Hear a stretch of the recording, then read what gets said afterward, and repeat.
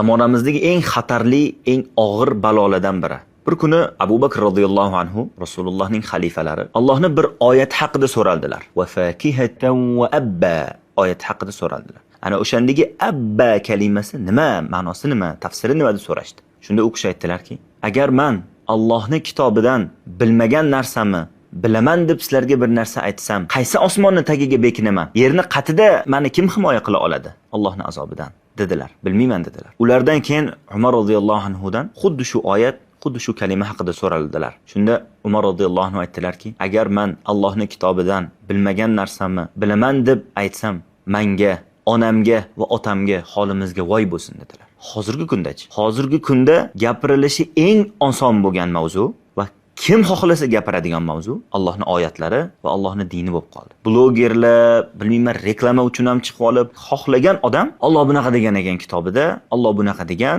Rasululloh bunaqa deganlar deb gapirib yoradi. Bu juda xatarli narsa. Alloh taolo aytadiki, "Faman azlamu mimman kazaba alalloh."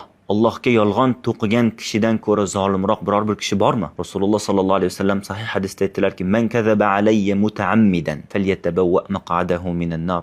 Kim menga atayin yolg'on to'qisa, joyini jahannamdan tayyorlaversin. Bu juda xatarli, juda og'ir bo'lgan narsa. Allohning dini haqida, Allohning oyatlari haqida, Rasulullohning hadislari haqida o'sha ilmi bor, ana o'sha sohaning mutaxassislari yoki ana o'sha oyat haqida aniq ilmi bor bo'lgan kishilar gapirish kerak. Gaplarimizga ehtiyot bo'laylik. Va ma huwa bil hazl. Hazl emas bu oyatlar. Allohning dini hazl emas. Har bir kalimasi, har bir harfi omonat. Shuning uchun bir eslatma qilay dedim. Gapirsangiz dunyo haqida, o'zingiz mutaxassisligingiz haqida gapiring. Lekin bir dunyoviy bir manfaat uchun yoki qanaqadir bir like uchun, qanaqadir bir prosmotrlar uchun Allohning dinini olat qilmang. Allohning dinini, Allohning kitobini, Rasulining sunnatini o'zingizga bir vosita qilmang u narsaga. Allohu a'lam.